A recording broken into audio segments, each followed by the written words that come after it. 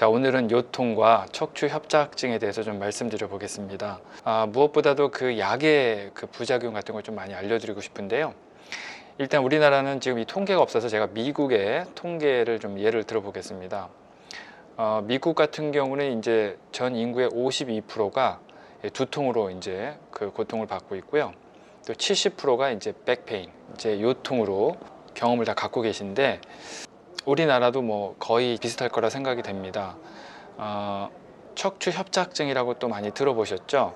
이 척추 협착증은 이 척추관이 점점 좁아져서 여기에 이제 그 스파이널 코드라는 척수랑 신경이 눌리게 돼서 그 압력이 이제 점점 심해져서 문제 생기는 병인데, 미국 같은 경우는 매 그 20만 명이 이제 그 고통을 좀 받고 계시고요.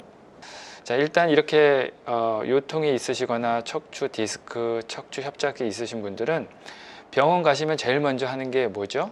제일 먼저 우리가 처방받는 게 약이잖아요. 그래서 첫 번째 non-steroid anti-inflammatory drug이라고 해서 NSAID, 이게 그 비스테로이드 항염증제 타이네롤 같은 약이에요. 그 다음에 머슬 릴렉스, 근육 이완제, 그 다음에 안티디프레션스, 항우울제, 또 항경련제, 그 다음에 오피오이드, 이제 더 센 약, 우리가 보통 이거 갖고 효과가 없으면 이제 센 진통제를 많이 찾는데, 제가 미국에서 이것이 왜 안 좋은지를 너무나 많이 공부를 했기 때문에 자, 여러분한테 조금 더 좀 알려드리고자 합니다.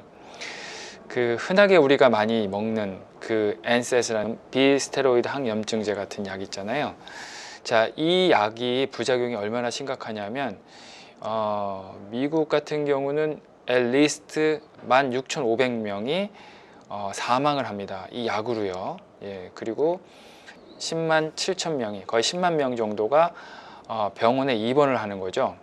그만큼 지금 이제 부작용이 심각한 거고요. 이것은 이제 아메리칸 저널 오브 메디슨에서 발표한 거고, 그리고 이 76%가 이 아트리얼 피브릴레이션이라는 심장 그 부정맥 같은 문제 일으킬 확률이 높다. 이게 또 브리티시 메디컬 저널에서 이제 발표를 했고요. 또 다른 부작용은 뭐 어마어마합니다. 그래서 40%에서 60%가 카디오베스큘러 문제, 25%는 히어링 러스, 귀가 안 들리는 거고요. 그 다음에 이제 GI 블리딩이라고 위장 장애, 이제 위장 출혈 뭐 이런 거. 그리고 아까 말씀드렸지 7,000명이 위장 장애 때문에 이제 매번 입원한다는 거고요.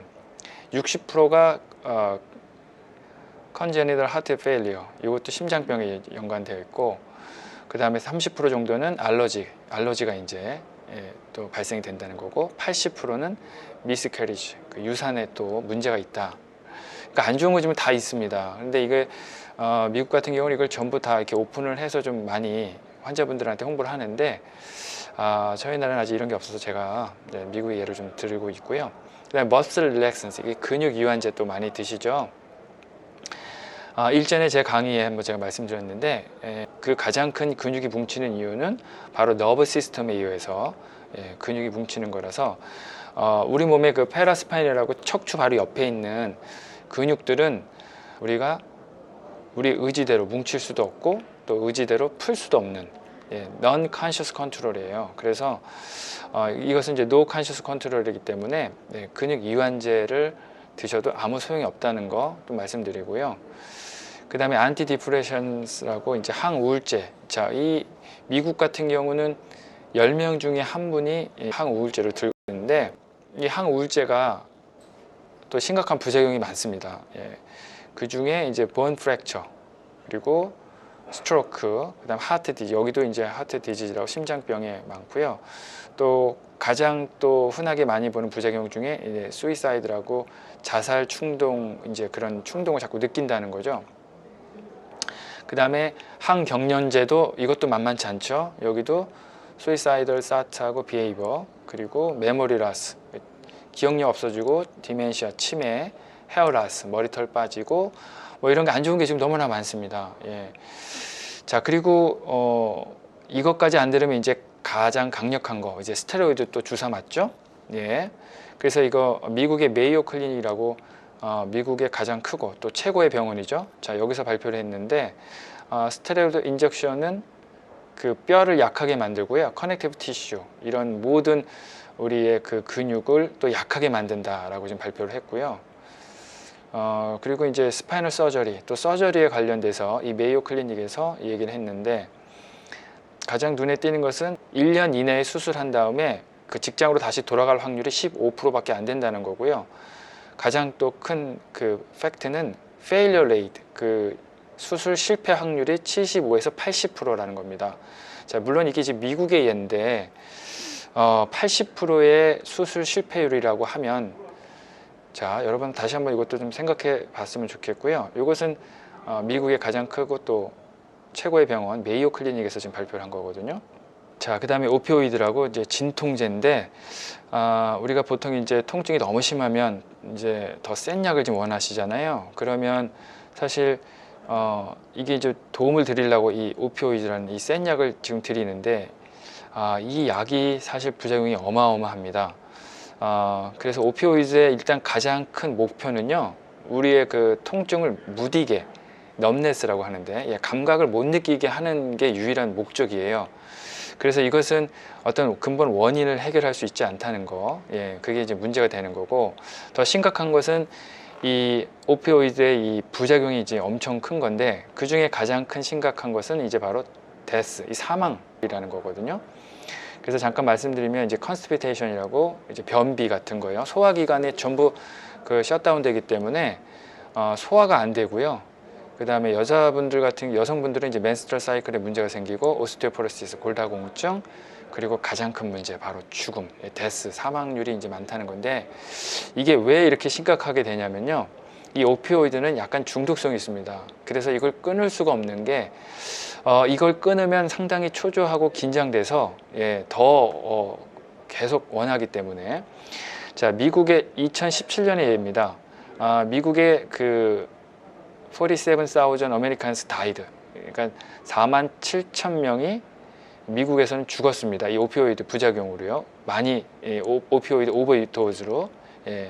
그리고 1.7 million people이 suffer from 이 오피오이드. 지금 뭐 어마어마하게 지금 이게 문제가 되고 있는데요. 자, 우리나라는 아직 뭐 이 정도는 아니지만 어쨌든 이것을 좀 알려드리고 싶어요. 그래서 진통제 같은 경우, 또 아까 말씀드린 그 비스테로이드 항염증제, 이런 타이레놀 같은 약 같은 경우도 제 주위에 보면 이렇게 습관적으로 좀 드시는 분 계시거든요. 몸에 정말 안 좋다는 거 꼭 좀 알려드리고 싶고요. 미국 같은 경우는요, 이 요통이나 이런 척추 디스크, 척추 협착증을 일단 메디컬, 현대의학에서 할 수도 있고 카이로프랙틱에서 할 수 있고, 이 선택의 폭이 넓습니다. 이 현대의학에서는 보통 드러그나 서저리, 약이나 이제 수술을 위주로 많이 가는 거고요. 카이로프랙틱에서는 일단 메카니컬 문제로 보기 때문에 체형을 반드시 체크업하고 우리 몸은 스스로 날 수 있다라는 그 힘을 믿기 때문에 자연치유 쪽으로 발전이 되어 있고요. 우리나라는 이 카이로프랙틱이 법제화가 안 돼 있어서 잘 모르시는데요. 미국에서 6년간 지금 닥터 교육을 받기 때문에 너브 시스템 닥터라고 하고요. 리스토 노멀 펑션, 내 몸의 기능을 원활하게 하는 것을 공부를 합니다. 간혹 이렇게 카이로프랙틱 좀 아시는 분들이 뭐 뼈를 우두둑 소리 내는 걸로 알고 계신데, 절대 그렇지 않고요.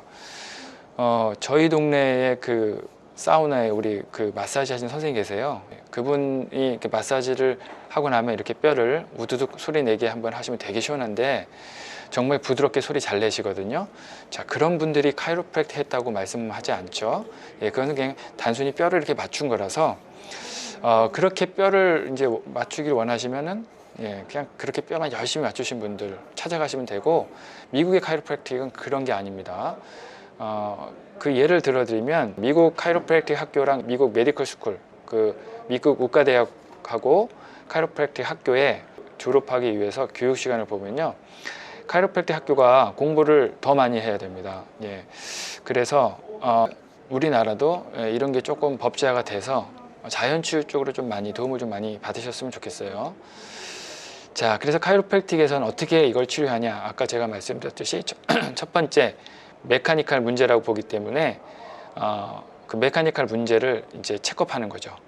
그래서 정상적인 어떤 그 얼라이먼이나 체형이 아니고, 이렇게 그레이드 1, 2, 3인데 노멀에서 이제 많이 변화가 생기는 게 이제 그레이드 1이고, 그레이드 2는 이 본이 디스트럭션 되는 거예요. 그리고 그레이드 3는 이제 더 심해지는 건데, 이렇게 체형이 틀어지시게 되면 우리 몸은 1차적으로 이 주변 조직들이 근육이 뭉치게 되어 있습니다. 예, 그러면 근육이 뭉치게 되면 우리 몸에 이제 디스크에는 혈관이 없기 때문에 1차적으로 디스크에 영향이 안 가서 협착이 되기 때문에 그게 이제 척추 협착증이 되는 원인이고요.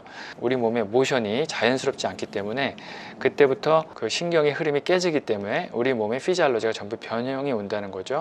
예, 그래서 이렇게 반듯하신 분하고 이렇게 틀어지신 분의 그 신경의 흐름은 완전 다르다는 겁니다. 예, 그래서 카이로프랙틱에서는 이 신경의 흐름을 원활하기 위해서는 반드시 이렇게 체형을 반드시 잡아야 된다는 거죠.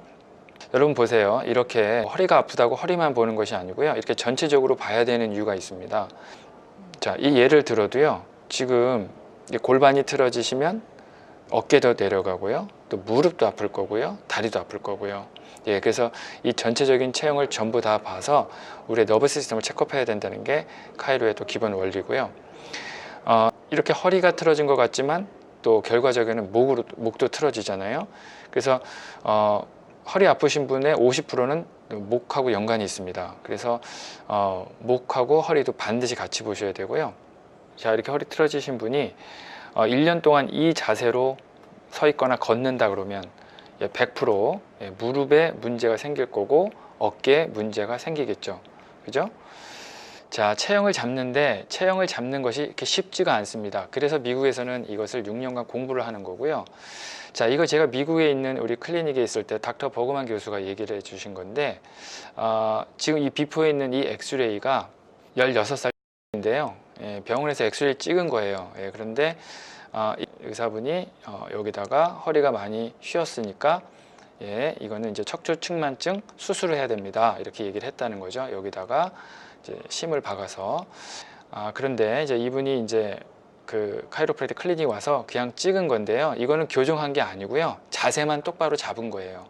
그래서 이때 찍었을 때는 자세를 쉽게 얘기해서 이제 삐딱하게 그냥 아무 생각 없이 삐딱하게 찍은 거고, 요거는 자세만 똑바르게 해서 찍은 건데 좋아 보이는 거잖아요. 그러니까 만약에 이분이 의사 말을 듣고 수술을 했다 그러면 멀쩡한 사람을 수술한 거가 되는 거죠.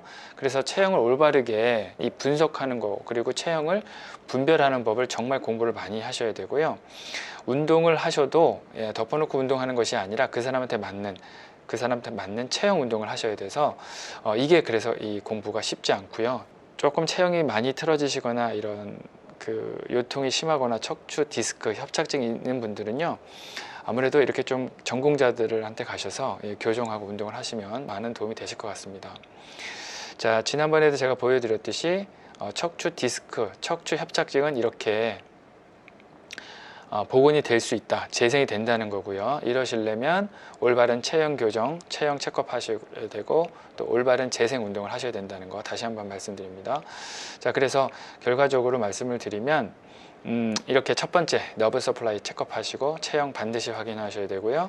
운동, 또 좋은 선생님 만나셔서 운동 반드시 하셔야 되고요. 뉴트리션, 재생을 하시려면 몸에 좋은 거 또 골라서 드셔야 되고, 재생이 되시려면 충분한 잠을 주무셔야 된다는 거, 그리고 부교감 신경을 활성화하기 위해서 명상이나 이런 기도하셔야 된다는 거. 자, 그래서 요통이나 이런 척추 협착증으로 고생하시는 분들은요, 일단 약에 너무 의존 안 하셨으면 좋겠고요. 또 자연 치유가 될 수가 있으니까 그것을 믿으시고 또 올바른 이렇게 체형 교정하시고 운동을 하시면 참 좋겠습니다.